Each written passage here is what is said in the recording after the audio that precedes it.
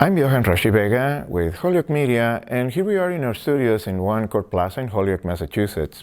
I have with me Leaha Maria Villarreal, composer who is part of this cohort of victory players Si Se Puede, Yes We Can, and it's great having you back in Holyoke. Welcome back. Thank you so much. It's wonderful to be here. Your piece is titled Maravillosas. And it has a strong array of personal stories to tell. Also, a really innovative and particular way of integrating not only the music in itself, but also the sounds of some voices. So, what can you tell us about the structure of Maravillosas? Yeah. So when I got the commission, I was so pleased to be a part of this because it is asking for the Mexican-American experience, for anyone and everyone involved to consider that topic. And so in deciding how to position myself and what to talk about, I decided to interview my godmother, who grew up in East LA, in East Los Angeles in California, where we're from.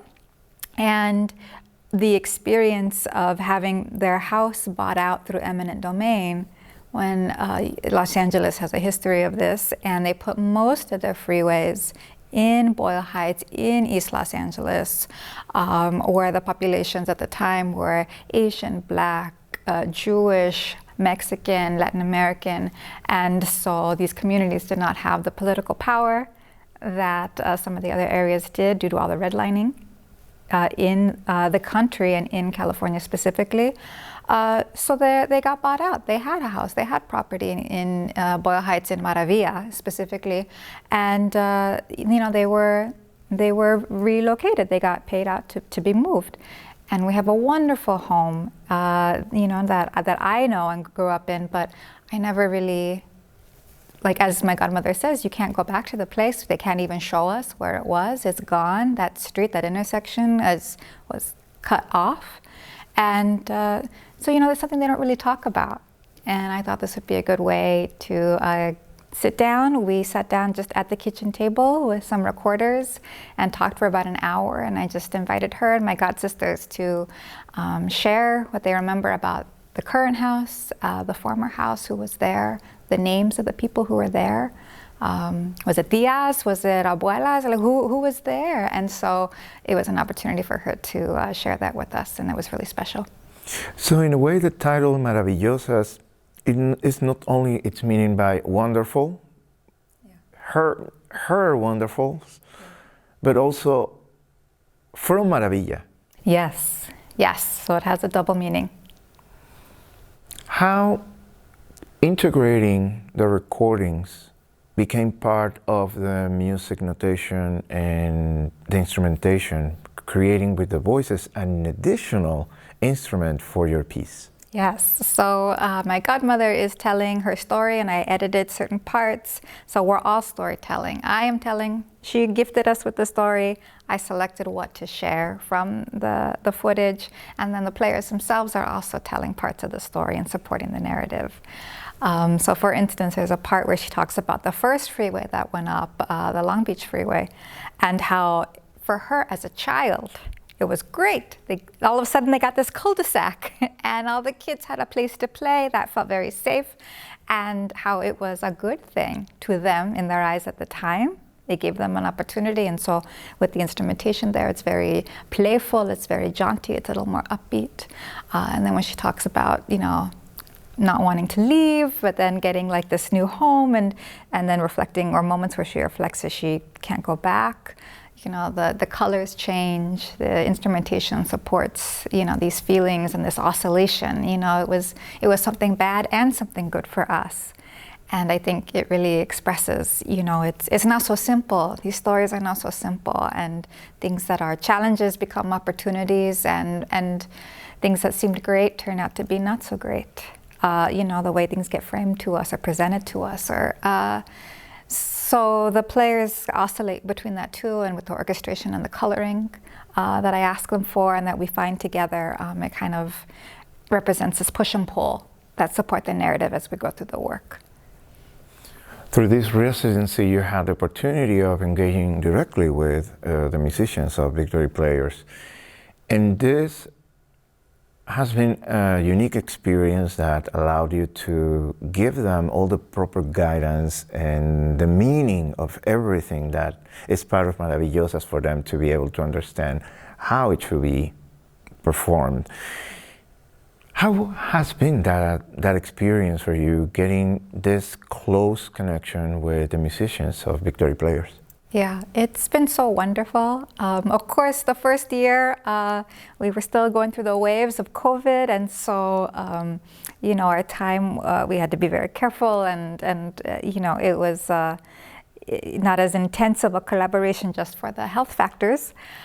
But it was so wonderful to be able to meet people. You can't tell these stories. You can't just give it to someone and have them download a file and like, okay, pues, I know what I'm talking about. I know what they're talking about. And like, it's just on the page. It really does take a connection with the players, you know, both for the stories behind and then also for what that might represent on the page. And to find that together, because now it's their piece. So they should have, I want their input, not some other ensemble's input, right? I want their stories, I want their expressions, I want their way of doing it that no one else can do, even if it's the exact same piece given to someone else or shared with another ensemble the next time.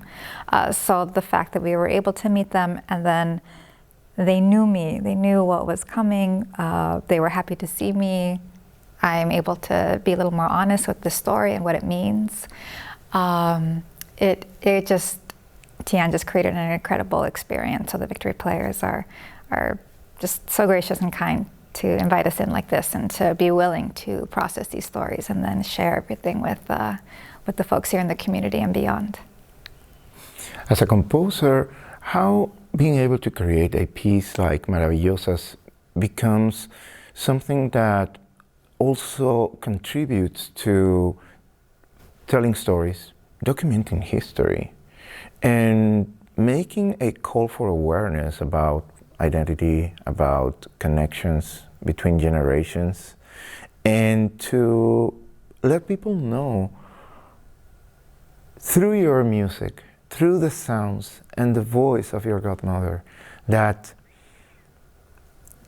this is another way of saying si se puede, despite the situations that are difficult, challenging, big struggles, yet memories that give the inspiration to create something like Maravillosas and to give people inspiration to continue moving on. Yeah, it's been such a wonderful time to do this, and it was such an incredible and humbling lesson. You know, it's okay to ask for these stories, right?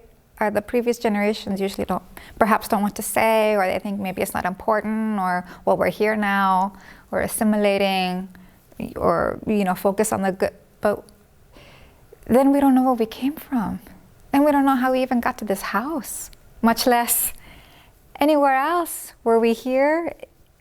You know, did we migrate? Like, what happened? And so these stories are incredibly important. Even in their simplicity, even in the everydayness of them, they are actually incredibly important and point to larger factors nationally and internationally that bring us here. And so just an encouragement, however imperfect or unimportant it seems, it's really not. And they deserve to be shared. So just people should ask. And you might be surprised what you hear.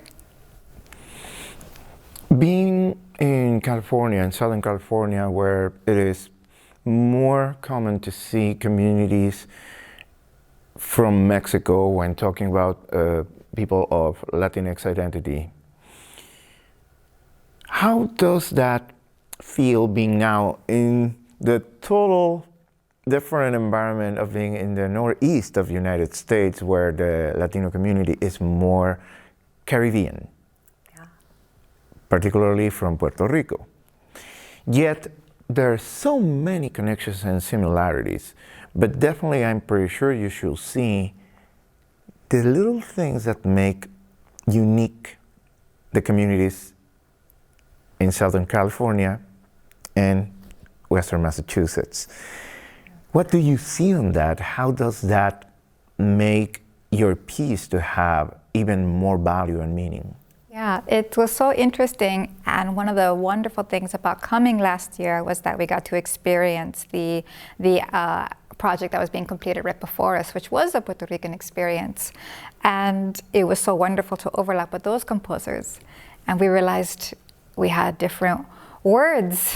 You know, I'm not fluent in Spanish, but we still compared like, oh, you say this, and it's the same thing, and or the food is slightly different, or you use these kinds of beans instead of these, and the slang is a little different, the cadences are a little different, you know, and of course the peoples, the heritage, the history overlapping, but again, very different, very distinct, and especially in the musical expressions too. We had a chance to do bomba and plena, and right, and then, you know, this time we got to dive into like mariachi and son and, you know, these, so, you know, it's not a monolith.